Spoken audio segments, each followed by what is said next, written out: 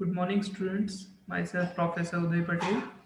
Today we study about system state classification. Okay.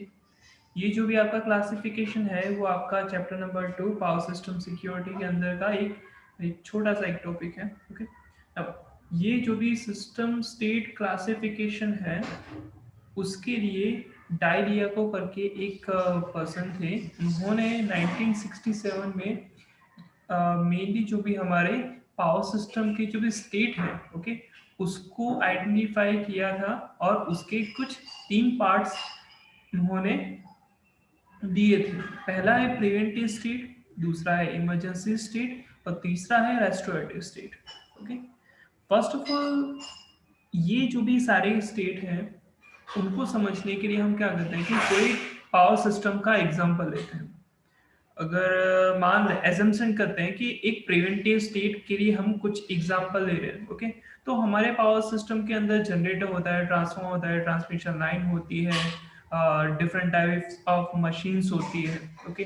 वो सारे के सारे मान लो कि जितने भी कंपोनेंट हैं हमारे पावर सिस्टम के अंदर, ओके, जितने भी इक्विपमेंट हैं, जितने भी मशीन है, वो अपने प्रिस्क्राइब लिमिट के अंदर होंगे. ओके. तो उसको आप क्या बोल सकते हो कि प्रिवेंटिव स्टेट बोल सकते हो. अगर मान लो कि थोड़ा सा भी ऐसा हुआ कि थोड़ा सा भी उसमें वायोलेशन हुआ, लाइक मान लो कि एजम्पशन करते हैं कि 230 वोल्टेज 440 वोल्टेज है हमारे पास. ओके. सिंगल फेस का और थ्री फेस का.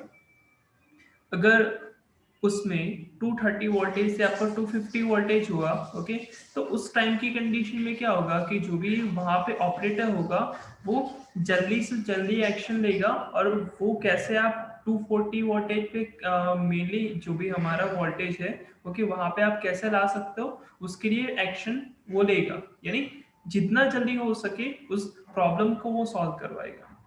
दूसरा स्टेट है कि emergency state. Okay. Emergency state के अंदर आपका क्या होगा कि पावर सिस्टम के कुछ पार्ट्स या कुछ कंपोनेंट में लिमिट वायोलेट होगी और उसके लिए भी जो भी ऑपरेटर होगा वो क्या करेगा, जल्दी से जल्दी वो उसको प्रॉब्लम को सॉल्व करवाने की ट्राई करेगा. बट कंपेरेटिवली जो भी आपका प्रिवेंटिव स्टेट है उसमें आपके वायोलेशन इतने ज्यादा नहीं होते जितने ज्यादा आपकी इमरजेंसी स्टेट के अंदर होते हैं. अब थर्ड है last restorative state, okay, in which some parts or whole system components limits are violated. It means कि जो भी आपका पूरा का पूरा सिस्टम है या फिर हाफ सिस्टम या थोड़ा सा सिस्टम, ऑलमोस्ट जितना भी रेस्टोरेटिव की स्टेट की बात करते हैं तो उसमें आपका पूरा का पूरा सिस्टम क्या हो जाता है, आ, उसकी लिमिट वायलेट हो जाती है. इन द सेंस वो पूरा का पूरा ब्लैकआउट हो सकता है या मान लो कि पूरा का पूरा जो भी सिस्टम है वो आपका स्टॉप हो सकता है. तो उसको आप रेस्टोरेटिव स्टेट बोल सकते हो. तो उस टाइम की कंडीशन में भी क्या होता है कि अर्ली से अर्ली उस प्रॉब्लम को सॉल्व करवाया जाता है. लेकिन सबसे सीवियर कंडीशन कब आएगी, अगर आपका रेस्टोरेटिव स्टेट आता है तो. अब बात हम करते हैं कि जो भी प्रिवेंटिव स्टेट, इमरजेंसी स्टेट और रेस्टोरेटिव स्टेट हमने देखे तो उसका हम डिटेलिंग में देखते हैं. First, I have preventive state. The preventive state is actually a normal state, which are already discussed. Which we already discussed. The term preventive was used to stress the security aspect of the normal operation. Normal operating condition usually means that the all apparatus means कि जो भी आपके different different components होते हैं, different different machine होते हैं, उसको आप apparatus बोल सकते हो, are running within their prescribed limit and all the system variables are within the acceptable ranges. अब बात होती है कि apparatus और जो भी आपके mainly system की variables उसमें difference क्या है. Apparatus in the sense transformer, after then जो भी आपका induction motor, after then generator, वो सारे क्या है आपके apparatus हैं. Okay. System variables in in this is active power, reactive power, generator angle delta. Okay. वो आपके क्या है सिस्टम के वेरिएबल्स हैं. तो दोनों के दोनों आपके क्या होने चाहिए, प्रिस्क्राइब लिमिट के अंदर होने चाहिए. The system should be continue to operate normally even in the case of credible contingency. Contingency या credible contingency in the sense disturbance. Okay, disturbance कैसे हो सकता है कि लाइक मान लो कि आपका इंसर्शन ब्रेक हो गया, लाइन टू ग्राउंड फॉल्ट हुआ, double line to ground fault हुआ, जो भी आपके फॉल्ट हुए उसकी वजह से आपका हैवी करंट आपके सिस्टम में आपका फ्लो हो गया, तो वो डिफरेंट डिफरेंट टाइप की आपकी क्या है, कंटीजेंसी है, डिस्टर्बेंस है।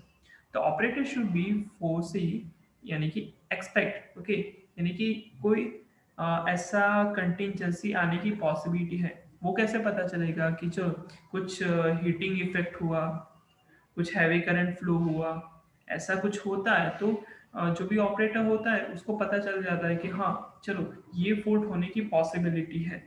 Okay, and the preventive control action such that the system integrity quality of a power supply is maintained, यानी कि अगर मान लो कि जो भी ऑपरेटर है उसको पता चल जाता है, तो वो अर्ली स्टेज पे उसको क्या कर सकता है, रोक सकता है। ओके, तो उसकी वजह से जो भी आपका पावर सप्लाई हो वो मेंटेन रहेगा।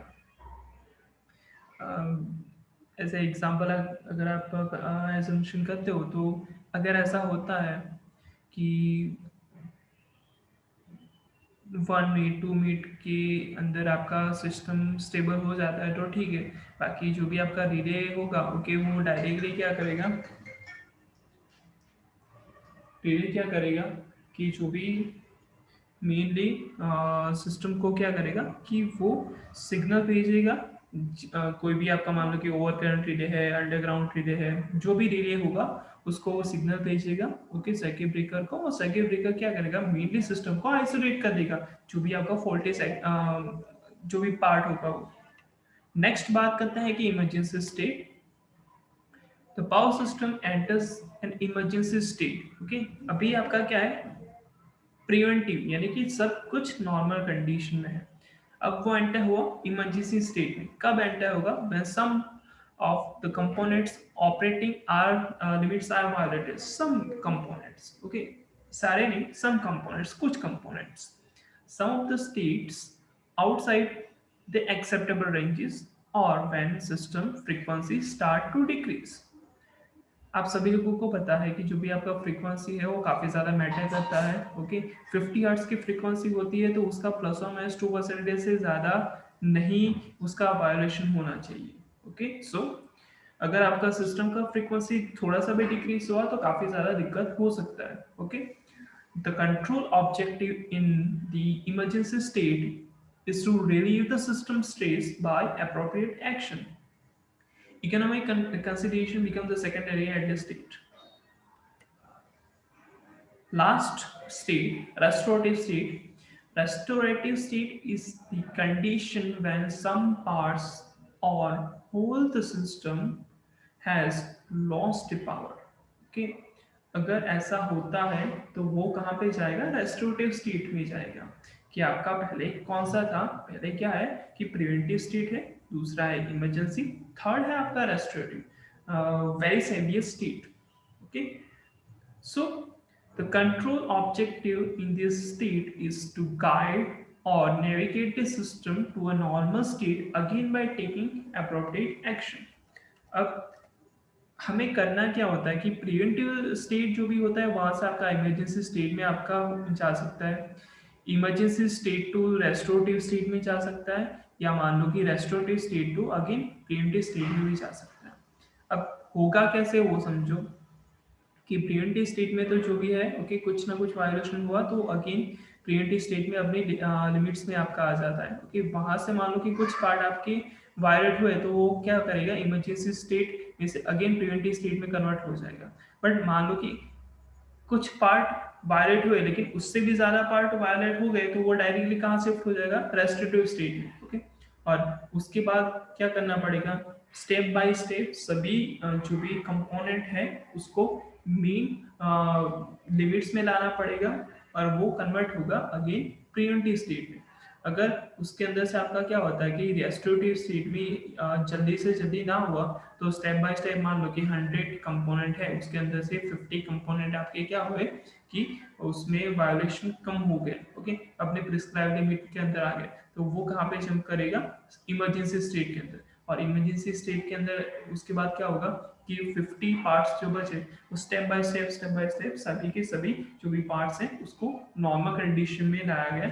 उसके बाद वो कहाँ पे पहुंचेगा, प्रिवेंटिव स्टेट के अंदर। यानी ये सारे स्टेट के अंदर वो क्या जो भी स्टेट है वो कन्वर्जन हो सकते हैं।